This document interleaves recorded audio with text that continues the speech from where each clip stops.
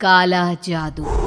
अपने बेटे ऋषु के माथे से टपकते हुए पसीने को देखकर सविता की हालत खराब हो गई। ऐसा आज पहली बार नहीं हुआ जब ऋषु नींद से घबरा कर जागा है।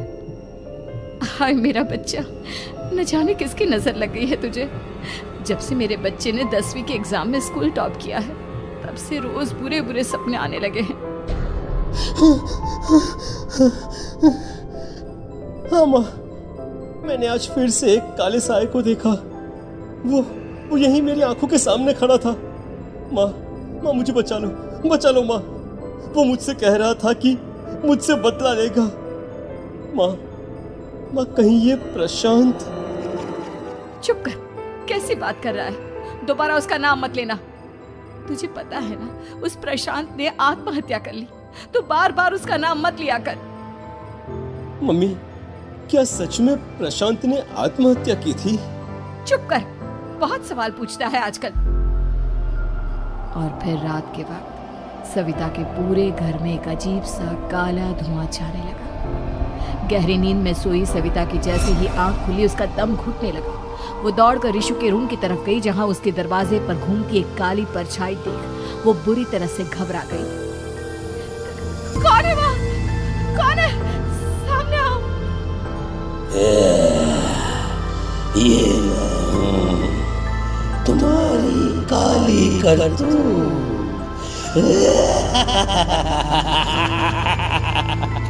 और अब मैं तुम्हारे बेटे को ले जाने आया हूँ। नहीं, मेरे बच्चे को छोड़ दो प्लीज। मेरे ऋषु को कुछ मत करना। वो परछाई ऋषु के कमरे में घुस जाती है।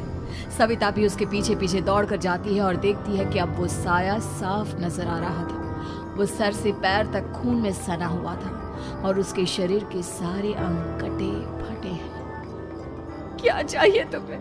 तुम जो बोलोगे मैं करूंगी, लेकिन मेरे ऋषु को छोड़ दो। उस परछाई ने ऋषु को गर्दन से पकड़कर दीवार के सहारे हवा में उछाल दिया। ऋषु जोर जोर से चिल्लाने लगा। माँ बचाओ मुझे, बचा लो माँ। ये मुझे मार डालेगा। माँ मुझे बचा लो माँ। नहीं ऐसा मत करो। मुझे मार दो लेकिन मेरे बच्चे को छोड़ दो। मैं तुम्हारे आगे हाथ जोड़ती हूँ। वो परछाई ऋषु को जमीन पर गिरा देती है और अचानक वहां से गायब हो जाती है। ऋषु, मेरा बच्चा, तू ठीक तो है ना? कुछ बोल बेटा, क्या हुआ है तुझे? मैं ठीक हूँ माँ। क्या हुआ था यहाँ पर? कुछ नहीं बेटा, कुछ नहीं। तू परेशान मत हो। हम कल ही गांव के बाहर जो तांत्रिक महाराज रहते हैं उनके पास चलेंगे। ठीक है माँ, हम जल्द ही उनके पास चलेंगे। मुझे बहुत डर लग रहा है माँ। ये बार बार मुझे डरावने सपने आना, ये सब हमारे साथ क्यों हो रहा है माँ? अगले दिन सविता अपने बेटे ऋषु को लेकर गांव के बाहर तांत्रिक के पास जाती है। जिस जगह पर तांत्रिक रहा करता था वो जगह बहुत डरावनी थी। चारों तरफ कंकाल और खूब भूतियां नजर आ रही थी। गांव से दूर वीराने में उस जगह पर जोर से आंधी चल रही थी। ऋषु ने डर कर अपनी माँ का हाथ पकड़ लिया। माँ मुझे बहुत डर लग रहा है। ये कैसी जगह है? देख बेटा, हमारे साथ जो कुछ भी हो रहा है उसका इलाज सिर्फ और सिर्फ ये तांत्रिक महाराज ही बता सकते हैं।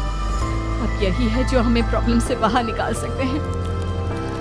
जैसे ही सविता और ऋषु तांत्रिक की झोपड़ी के अंदर पहुंचे, वहां का नजारा देखकर उनकी आंखें फटी की फटी रह गई। तांत्रिक की झोपड़ी के अंदर कई सारे लोग अपनी गर्दन घुमा घुमा कर जोर जोर से चीख रहे थे।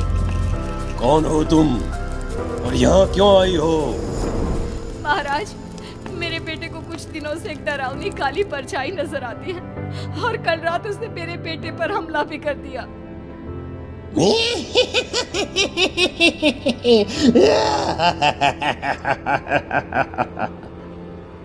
मम्मी हमें यहाँ से चलना चाहिए। ये जगह मुझे ठीक नहीं लगती। नहीं बेटा, ऐसा नहीं कहते। रुक जाओ, 2 मिनट के लिए रुक जाओ। क्या कहा? काली परछाई? तुम्हारे बेटे पर किसी काली परछाई ने हमला किया? हाँ महाराज, वो कह रही थी कि वो मेरे बेटे को कुछ कर देगी।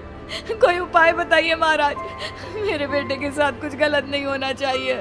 तुमने किसी दूसरे के साथ गलत किया है। तो तुम्हारे साथ भी गलत होकर ही रहेगा। तुमने किसी की जान ली है, किसी को मार डाला है तुमने। नहीं महाराज, मैंने ऐसा कुछ नहीं किया। मैंने किसी की जान नहीं ली। मुझे कोई उपाय बताइए। लगता है तुम इतनी आसानी से नहीं मानोगी। मैं तुम्हें अभी उस काली परछाई से मिलवा देता हूँ और वही सारा सच तुम्हारे सामने लेकर आएगा। सविता और ऋषु ने डर के मारे अपनी आंखें बंद कर ली। तभी अचानक तांत्रिक की झोपड़ी में अजीबोगरीब आवाजें गूंजने लगी। सविता और ऋषु बुरी तरह से कांप रहे थे। आंखें खोलो और अपने सामने देखो। क्या यही है वो जिससे तुम कल रात को मिली थी? बताओ मुझे। हाँ, इसने कल रात मेरे बेटे के ऊपर हमला किया था। ये उसी लड़के की भटकती हुई आत्मा है जिसे कुछ दिन पहले तुमने मार डाला था। मम्मी ये महाराज क्या कह रहे हैं? क्या सच में आपने किसी की जान ली है, किसी को मार डाला है? अगर हाँ तो बताइए ना मम्मी, किसको मारा है आपने? किसको? तुम्हारी माँ इतनी आसानी से सच नहीं बताएगी बेटा। इसने एक बच्चे की जान ली है। कहीं उसका नाम प्रशांत तो नहीं महाराज? वो मेरा दोस्त है, मेरा मतलब मेरा पड़ोसी है। सही पहचाना। देखा सविता, तुम्हारा खुद का बेटा भी जानता है कि तुमने किसी के प्राणों की बलि चढ़ा दी और इसीलिए अब उसकी बुरी आत्मा तुम्हारे घर में भटकती है। मुझे माफ कर दीजिए महाराज, मुझसे बहुत बड़ी गलती हो गई। प्रशांत हमारे पड़ोसी का बेटा था। हर बार उसके नंबर मेरे बेटे से ज्यादा आते थे और इसलिए मैंने उसके कमरे के बाहर काला जादू किया था, पर मुझे नहीं पता था कि वो मर जाएगा। तुम्हारे उसी काले जादू वाली गुड़िया के अंदर एक बुरी आत्मा थी जिसने उस बच्चे के दिमाग पर बुरा असर कर दिया और उसी की वजह से उस लड़के ने अपनी बालकनी से कूदकर आत्महत्या कर ली। इसकी वजह सिर्फ और सिर्फ तुम हो, तुम। नहीं महाराज, जो कुछ भी हुआ मुझे नहीं पता था कि प्रशांत अपनी जान दे देगा। प्रशांत की आत्मा इस वक्त तुम्हारे सामने खड़ी है, हमसे बात करना चाहती है। बोलो क्या कहना चाहते हो? मैं जीना चाहता था, बड़ा होकर कुछ बनना चाहता था। आपके बेटे से मुझे कोई परेशानी नहीं थी। अरे वो तो मेरा अच्छा दोस्त था। मुझे माफ कर दो बेटा, मुझसे बहुत बड़ी गलती हो गई, मुझे माफ कर दो। माफ करने से मुझे वापस जिंदगी नहीं मिल जाएगी। मेरे माँ बाप आज भी मेरे लिए रोते हैं। आपने मेरे साथ बहुत गलत किया है, बहुत गलत। और तभी अचानक प्रशांत की आत्मा वहां से गायब हो जाती है। सविता जोर जोर से रोने लगती है। सुन लिया तुमने? ये तुम्हारे अपने ही किए हुए पाप हैं जो इस तरह से तुम्हारे सामने आ रहे हैं। माँ, ये आपने अच्छा नहीं किया। सिर्फ 10th बोर्ड के एग्जाम में मैं टॉप कर पाऊं, इसलिए आपने मेरे दोस्त के ऊपर काला जादू कर दिया। नहीं मम्मी नहीं, अब हम कभी खुश नहीं रह पाएंगे, कभी नहीं। मेरे दोस्त की आत्मा को कभी शांति नहीं मिलेगी मम्मी, कभी नहीं। लेकिन मैंने जो कुछ भी किया सिर्फ तुम्हारे लिए किया।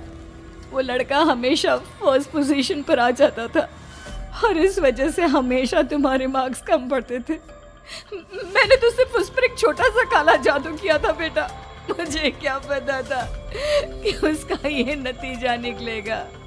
जिस गुड़िया को तुमने उस लड़के के कमरे के दरवाजे पर लगाया था, दरअसल उसके अंदर एक बुरी आत्मा का प्रवेश हो गया था, जैसा कि अक्सर काला जादू करते समय हो जाता है। मुझे अपनी गलती का एहसास हो गया है। मैं प्रायश्चित करना चाहती हूँ, आप बताइए मैं क्या करूँ? प्रशांत के घर जाकर उस काली गुड़िया को वहां से निकालकर यहाँ लेकर आओ। मैं उसे आग में जलाकर राख कर दूंगा और उसके बाद प्रशांत की आत्मा को हमेशा के लिए मुक्ति मिल जाएगी। अगली रात सविता चुपचाप अपने पड़ोसी प्रशांत के घर जाती है। प्रशांत के माँ बाप प्रशांत की मौत के बाद उस घर को छोड़कर हमेशा के लिए वहां से चले गए थे। जैसे ही सविता उस घर के अंदर कदम रखती है, उसका सामना अजीबोगरीब हैवानियत से भरी आवाजों से होने लगता है। ऐसा लग रहा था जैसे कोई बुरी तरह से चीख रहा हो। सविता जैसे ही प्रशांत के कमरे के बाहर पहुंचती है, वहां पर लटकी हुई गुड़िया के शरीर से खून टपकने लगता है। ये क्या हो रहा है? इस गुड़िया के शरीर से खून क्यों टपक रहा है? सविता हिम्मत करते हुए उस गुड़िया को वहां से उतारने की कोशिश करती है, लेकिन तभी अचानक से बहुत भयानक दिखने वाली औरत उसकी आंखों के सामने आकर खड़ी हो जाती है। मैं यहाँ से कहीं नहीं जाऊंगी, और अगर तूने मुझे यहाँ से हटाने की कोशिश की तो मार डालूंगी मैं तुझे।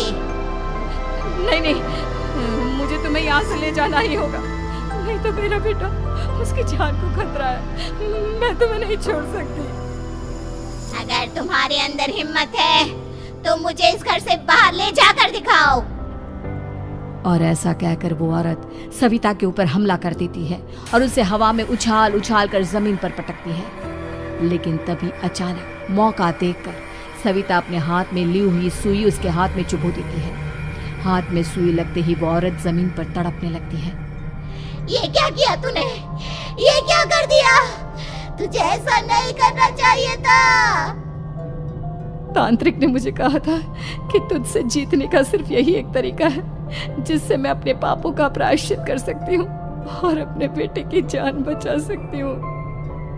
और उसके बाद वो डरावनी दिखने वाली औरत एक छोटी सी जादुई गुड़िया में तब्दील हो गई और सविता ने उसे ले जाकर तांत्रिक को दे दिया।